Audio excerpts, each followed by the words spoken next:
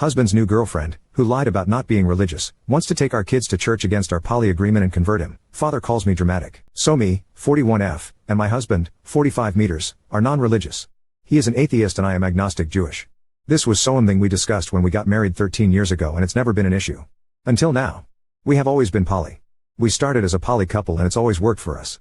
It's not drama-free or perfect but we're happy. He has a newish girlfriend he has been seeing and she said she wasn't religious but apparently lied to him. I suspect she does this to convert people. I've had brushes with missionary dating myself and it's honestly super scummy because it always starts out with a lie. Anyway, he agreed to visit her church with her, which I was shocked about because he's a hardcore atheist. And now she's demanding he bring our 3 children, F4, M6, F9, to her church and spun a wild story about baptism and children's classes and other family events she said she wanted to attend. She even suggested she take out 2 daughters to a mommy and me Bible class for women. He said she called it a stepmommy and me class when talking about my girls. It made me sick. I already didn't like her and this made me angry and scared. I agreed to an open relationship with him and we always said our children do not meet or stay with metas. The kids have never met or gone out with any of my partners. I'm honestly so uncomfortable with all of this. I told him I didn't want our children around her at all, especially in this church. He thinks I'm being unreasonable and said I'm being dramatic and a jerk. Neither of us have ever taken our children around other partners before, especially when THST partner is asking for alone time with them. I'm honestly wondering if my meta is even poly?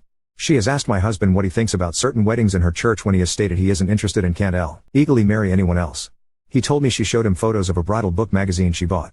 He presented this to me as wow she's so funny and quirky, but I pointed out that a woman doesn't show her boyfriend wedding gowns and flowers if she doesn't want or expect to marry him. He said it wasn't that deep. I disagree. This is the first time I've been extremely uncomfortable with a meta.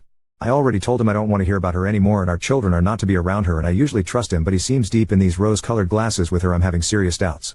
He already broke the don't overshare boundary we have with parallel partners. And his atheist ass went to pray to a God he doesn't believe in with her. I feel blindsided and am starting to think he may try to take the children to her church or even let our daughters go play stepmommy with her and her Bible group. I have discussed this with him and he has honestly started making me so angry it feels patronizing when he said I'm being dramatic and worried over nothing when clearly it's an issue. What should I do? Is there a perspective I'm missing here? Update 1. So a while back I posted about my husband seeing a new woman who wanted to take our children solo to a Bible class at her church after dating my husband only 3 weeks. When I posted originally, he was out of town on a boys' trip and I was honestly getting ready to keep records for a messy but pretty normal divorce. So the boys' trip was real, sort of. He was gone with friends I know for 2 out of the 6 days. They posted tons of photos on social media and I thought it was fine. But before he even got home I reached out to one of the guys' wives I'm friends with and learned it was only a weekend trip. Her husband and the other guys were already back. So where was he Tuesday through Friday? I honestly don't know. He didn't tell me. But when he got home I asked him about the trip obviously and he immediately lied to my face. I showed him texts from his friends saying he was back home by Monday night. He changed his story and backpedaled, said one guy came home early because he was sick. But I'd reached out to the other guys and they were all on flights back home Monday. He said they were lying because he was with them all week long in Vegas. I asked for photos, he refused. I asked where he really was, he refused.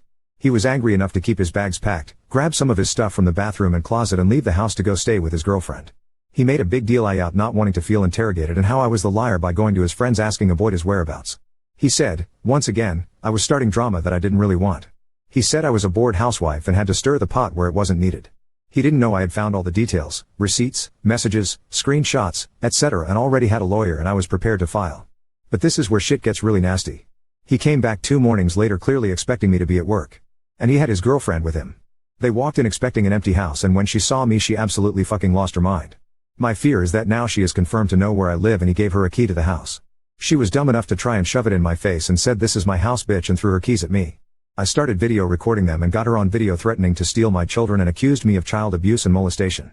I wouldn't have to rescue your kids if you took care of them, no one would have to protect them if you kept your hands to yourself. I saw the sick shit you did. She called me a pedophile for recording her amongst other massed accusations.